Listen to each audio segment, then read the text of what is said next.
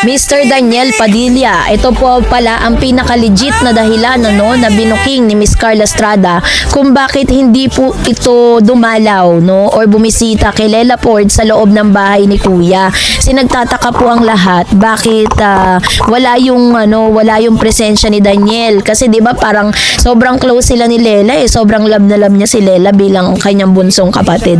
So yun yung pag-uusapan natin maya-maya lang. But before that, araw ito na pag-usapan natin kasi marami po ang talagang na-teary eye nung napanood natin yung episode kung saan ito pong si Maggie ay pumunta po or dumalaw kay Lela para po i-celebrate yung kanyang kaarawan. Ang big expectation po ng mga viewers ng PBB at ng fans ni Mr. Daniel at ni Lela Ford, of course hindi palalagpasin ni Daniel yung kaarawan ni Miss Lela or ni Lela Ford, yung si ano bang nickname niya, i-comment niyo sa comment section. So dahil dyan ay marami pong nagtatanong bakit nga ba si Daniel ay hindi present So ang pamilya Padilla at Estrada ngayon sa showbiz ay naging sentro ng atensyon sa showbiz news dahil sa ilang mga mainit na issue. Mula sa reality show, journey ni Lela Ford sa Pinoy Big Brother Celebrity Collab Edition hanggang itong Collab Edition 2.0 na sa dynamic na support o hindi suporta ni Kuya Daniel Padilla, hanggang sa naging payag naman ng ina nilang si Carla Estrada na payag siyang magpakasal si Daniel kung iyon ang kanyang magiging desisyon. Ang balitang ito ay hindi lamang tungkol sa mga ordinaryong family updates. Ang mga pangyayari at reaksyon ay nagbigay of course ang mas malalim na pagtingin at dynamics ng pamilya. Ang papel ng showbiz culture sa pagsuporta sa mga kabataan na talaga namang grabe rin yung suporta na pinapakita nila So sabi dito, pagsuporta ng mga kabataan at ang paggalugad sa mga bagong yugto ng career at personal life ni Daniel Padilla. Sa palabas ni Lela Ford sa Pinoy Big Brother, ang paglahok ni Lela, si Carmela Lela Ford yun. Carmela yung totoo niyang pangalan, Lela yung kanyang nickname. Ang bunsong anak ni Carla Estrada at kapatid ni Daniel Padilla, isa sa mga housemates sa Pinoy Big Brother Collab Edition 2.0. Sa show, mabilis siyang nakakuha ng simpatsya dahil sa kanyang genuine na personalidad at katalinuhan sa mga task, pati na rin dahil sa paraan niya ng pakikitungo sa iba pang mga housemates. Naging interesante din ang kanyang journey dahil inulat ng hanggang big night na parang ito ay aabot at hindi pa siya nanonominate para sa eviction na isang tagumpay para sa kanila bilang housemates. Totoo po yun, grabe yung support. And kung papanoorin nyo rin naman yung Pinoy Big Brother, is deserve din naman talaga ni Carmela na hindi ma-nominate kasi mabait na bata, tapos magaling makisama sa mga housemate, diba?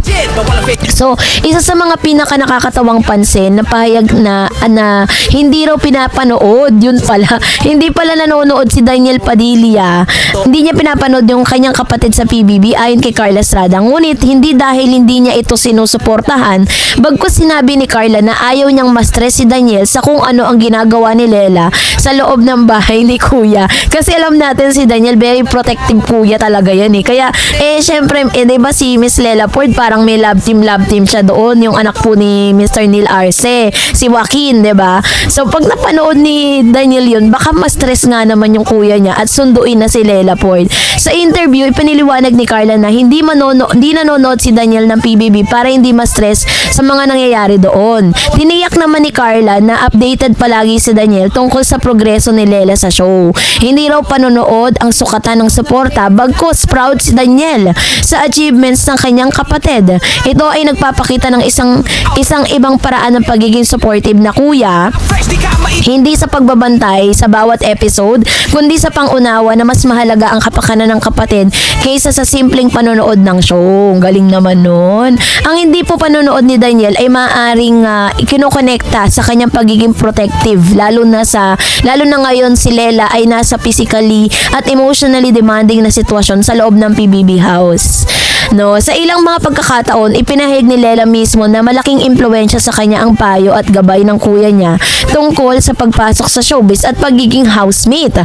Masasabing hindi ito isang total disagreement, baliktad ito isang strategic at emotional na paraan ng suporta na hayagang hindi nakikita ng madla, subalit mas epekto sa personal na buhay ni Lela. At higit pa rito, umaantig ito sa puso ng maraming fans na nakakakita na parang mas relatable ang pagsuporta ni Daniel. Hindi dahil pinapanood niya, kundi dahil nauunawaan niya ang pressure ng kapatid sa exposure na yon. So parang sinasabi dito na ayaw ni Mr. Daniel Padilla na makita niyang nasa-stress na pressure yung kanyang kapatid sa loob ng bahay ni Kuya. Kaya mas pinipili niyang wag panoorin yung PBB. Pero hindi ibig sabihin na hindi niya suportado si Miss Lela sa loob ng bahay. Bukod pa dito, of course, nagpahayag din si Miss Carla Estrada patungkol sa buhay ni Daniel. Habang pinag-uusapan yung dynamics ni Daniel at Lela, hindi rin maiwasan na mapag-usapan ng estado ni Daniel mismo, lalo na sa usaping pagsisettle down o kasal. Kasi sabi ni Miss Carla, payag na siya na si Carla kung gusto na raw magpakasal ni Daniel. Noong Feb 9, 2026, nagbigay ng payag si Carla Estrada sa isang media conference kung saan sinabi niyang okay na siya kung gusto niyang magpakasal si anak niyang si Daniel, dahilan na rin ng kanyang pagbibigay kalayaan kay Daniel sa pagdesisyon para sa kanyang buhay.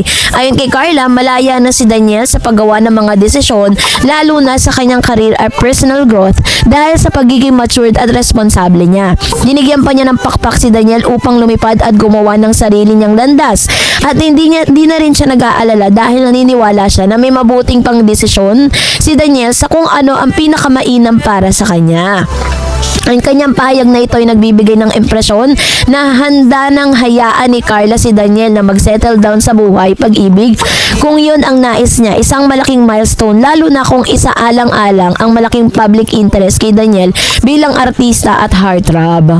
So, ang pagsuporta ng anak sa sariling desisyon, hindi po madali para sa mga magulang na makikita ang sariling anak na nasa spotlight, lalo na kung anak nila ay public eye, gaya ni Daniel Padilla. Ang pahayag po ni Miss Carla, so sa isang industriya kung saan ang love life at ang relasyon ng mga artista ay madalas nagiging public spectacle, ang pagiging open ni Carla ay isang pagiging open or isang senyales na nais niyang protektahan si Daniel mula sa mga dagdag na pressure or expectation ng publiko. At higit pa rito, ang pagbanggit niya ay binibigyan niya siya ng kalayaan para po talagang gawin kung ano po yung gusto niyang desisyon na gusto niyang gawin sa buhay niya. Ito po yung pagpapakita ng malaking tiwala ni Miss Carla Estrada para sa kanyang anak. Kaya naman, ano kaya ang next journey ni Mr. Daniel Padilla, diba? So yun po yung aabangan natin. So for more Daniel Padilla's showbiz updates, please don't forget to like and subscribe, and please don't forget to follow my Facebook page, Dar Eds TV and Dar Eds channel. God bless everyone!